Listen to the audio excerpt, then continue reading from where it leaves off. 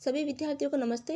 विद्यार्थियों, इस वीडियो के अंतर्गत हम NIOS कक्षा 10 में जो सामाजिक विज्ञान विषय है उसका चैप्टर नंबर 3 आधुनिक विश्व फर्स्ट इस पाठ के महत्वपूर्ण बोर्ड आधारित प्रश्नों पर हम चर्चा करेंगे। पहला प्रश्न है, फ्रांसीसी क्रांति के किन विचारों ने विश्व पर प्रभाव डाला? तो इसका उत्तर है, फ्रांसीसी क्रांति की पृष्ठभूमि में निम्नलिखित दो मुख्य विचार कार्य कर रहे थे। यानी फ्रांस में जो क्रांति हुई थी उसमें कुछ विचार निकल के आए थे जिन्होंने पूरे विश्व पर प्रभाव डाला। पहला है, सभी मनुष्य समान है और उन्हें सुखी जीवन व्यतीत करने के लिए मानवीय अधिकार प्राप्त होते हैं, इसलिए उनके सहयोग के बिना कोई भी राजनीतिक पद्धति सफल नहीं हो सकती। दूसरा है, शासन प्रबंध का स्रोत सम्राट न होकर जनता होती है, इसलिए सम्राट की तानाशाही नहीं चलनी चाहिए। प्रश्न संख्या 2 है, अमेरिकी स्वतंत्रता की घोषणा में दिए गए मुख्य विचारों को लिखे। अमेरिका में जो स्वतंत्रता हुई थी उसमें जो घोषणा हुई उसमें मुख्य विचार क्या थे वो हमें बताना है। उत्तर है, अमेरिकी क्रांति 18वीं शताब्दी की एक सफल क्रांति थी, इसलिए इसका इतिहास में महत्वपूर्ण स्थान रहा है। अमेरिकी क्रांति के महत्व का वर्णन निम्न प्रकार से किया जा सकता है। पहला है, अमेरिका में 1776 ईस्वी की क्रांति के फलस्वरूप ब्रिटिश उपनिवेशवाद अमेरिका से समाप्त हो गया। उपनिवेशवाद का मतलब ये होता है कि किसी देश ने किसी देश को अपना गुलाम बना रखा हो। अमेरिका ब्रिटिश शासन से स्वतंत्र हो गया, यानी ब्रिटिश ने अमेरिका पर क्या कर रखा था, कब्जा कर रखा था, उसको गुलाम बना रखा था। जैसे हमारे यहाँ भी ब्रिटिश ने ही तो भारत को भी गुलाम बना रखा था। सेकंड है, अमेरिकी क्रांति ने संयुक्त राज्य अमेरिका को जन्म दिया और एक स्वतंत्र गणतंत्र देश की नींव डाली है। संयुक्त राज्य अमेरिका बाद में विश्व का एक महत्वपूर्ण देश बन गया। तीसरा है, प्रथम लिखित संविधान का आरंभ भी संयुक्त राज्य अमेरिका ने किया। बाद में अनेक देशों ने संयुक्त राज्य अमेरिका की तरह लिखित संविधान को अपनाया। तो प्रथम लिखित संविधान कहाँ पर है? अमेरिका के अंदर है, ठीक है, संयुक्त राज्य अमेरिका में। इसके बाद ही अन्य देशों में भी लिखित संविधान हुआ। तो हमारा भारत का संविधान भी जो है वो लिखित ही है, जो कि अमेरिका के आधार पर ही बना है। चौथा है, संविधान ने अमेरिकी नागरिकों को समानता, स्वतंत्रता तथा जीवन से संबंधित अधिकार प्रदान किए। पांचवा है, अमेरिकी क्रांति से प्रेरणा पाकर अनेक देशों ने भी अपने अपने देशों में आंदोलन किए। प्रश्न संख्या 3 है, रूस की क्रांति के महत्व की व्याख्या कीजिए।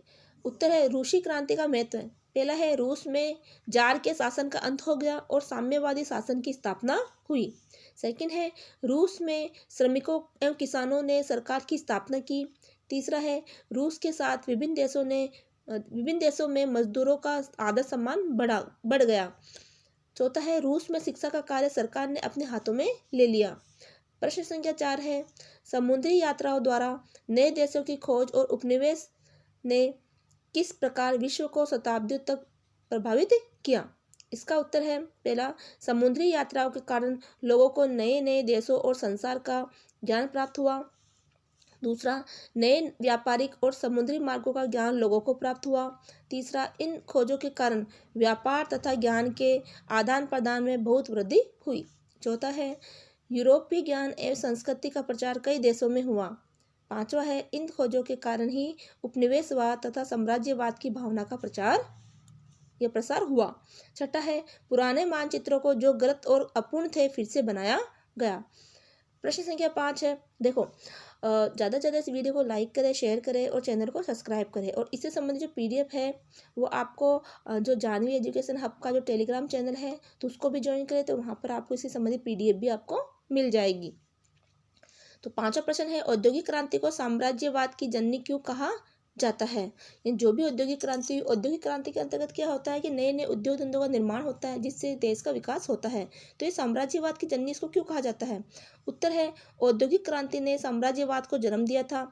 जब यूरोप में औद्योगिक क्रांति आई थी तब 18वीं शताब्दी के आसपास यूरोप में उत्पादन कार्य मशीनों से होने लग गया था। तो उत्पादन कार्य किससे होने लग गया? मशीनों से। तो अब मशीनों से उत्पादन कार्य होगा तो उत्पादन भी क्या होगा? बढ़ेगा। फलस्वरूप अतिरिक्त माल को बेचने के लिए अन्य महाद्वीपों में माल बेचा जाने लगा तथा वहां मंडियां बनाई जाने लगी। इस प्रकार उपनिवेशों की स्थापना हुई। यह साम्राज्यवाद का आरंभ था। प्रश्न 6 है, औद्योगिक क्रांति के सामाजिक परिणाम बताइए। तो औद्योगिक क्रांति हुई, उसका समाज पर क्या प्रभाव पड़ा, सामाजिक परिणाम क्या रहे? उत्तर है, औद्योगिक क्रांति के फलस्वरूप मशीनों द्वारा उत्पादन तीव्र गति से होने लगा। इसके सामाजिक परिणाम निम्नलिखित थे। पहला है औद्योगिक क्रांति के फलस्वरूप नए औद्योगिक नगरों तथा केंद्रों की स्थापना हुई। दूसरा है नगरों की स्थापना के कारण शहरी जनसंख्या में वृद्धि होने लगी।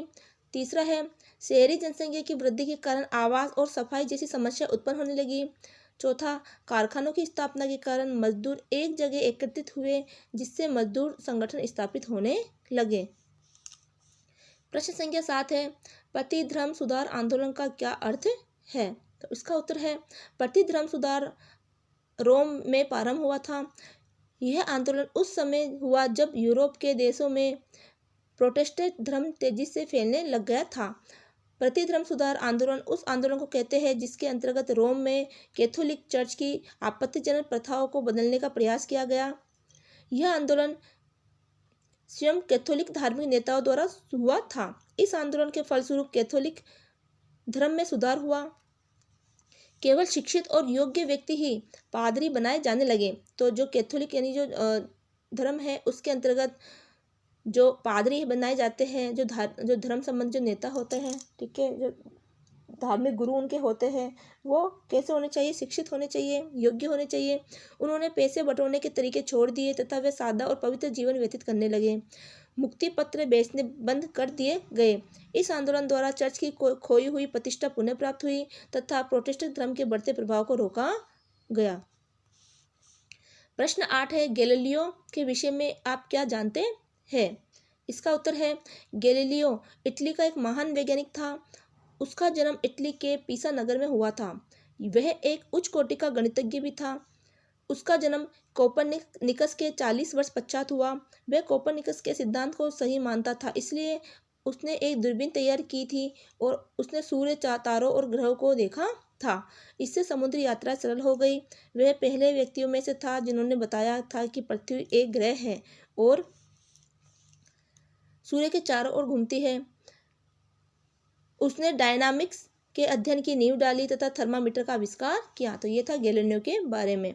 तो ये महत्वपूर्ण प्रश्न थे जो कि आपके परीक्षा की दृष्टि से भी महत्वपूर्ण है। तो इसको ज़्यादा से ज़्यादा देखें और याद कीजिएगा और ज़्यादा से ज़्यादा वीडियो को शेयर करें, चैनल को लाइक करें और चैनल को सब्सक्राइब करें और वीडियो को भी लाइक करें। मिलते हैं अगले वीडियो में। जय हिंद, जय भारत।